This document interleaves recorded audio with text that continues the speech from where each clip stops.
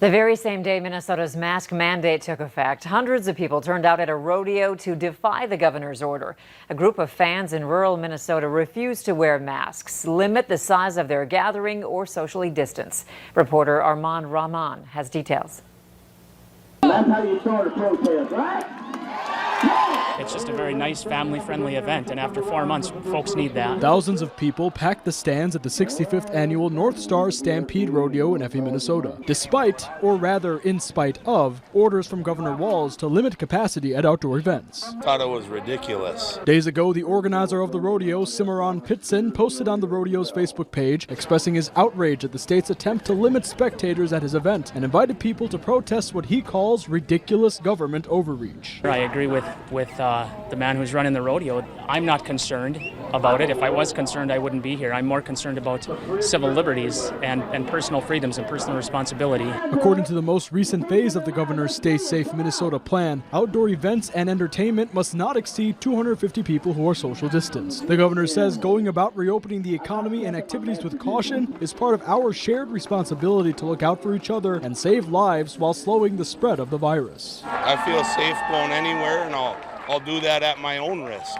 Those who are protesting say the governor limiting the amount of people is infringing on their right to peacefully gather at their community's big event. Government works for the people, and I think they've forgotten that they're elected officials. We need to practice our right to vote and get the officials out of there that overstep government and bounds. For riders and spectators, the event is a matter of tradition, but for many of the vendors here, this is their way of life. A lot of these vendors, this is all we do. This is our livelihood. Tom and Tammy Thibodeau say they were out of work for 12 weeks because 16 of the rodeos they were scheduled to bring their apparel tent to were canceled. A big financial blow. It's thousands of dollars for us. They're dictating whether we can work or not. Well, they need to ante up then if they're going to force us not to work.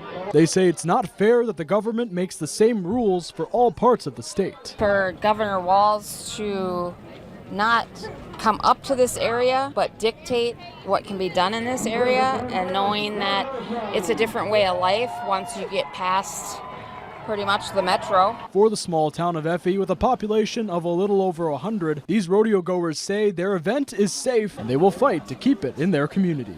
We all live the same lifestyle and we all have each other's backs, and we all are adults. We can pull up our big boy pants and know that if we're sick, we don't go out. The Minnesota mask mandate expects that businesses and individuals will voluntarily comply with the order. If they do not, the state has the option of imposing fines as well as criminal and civil sanctions for businesses.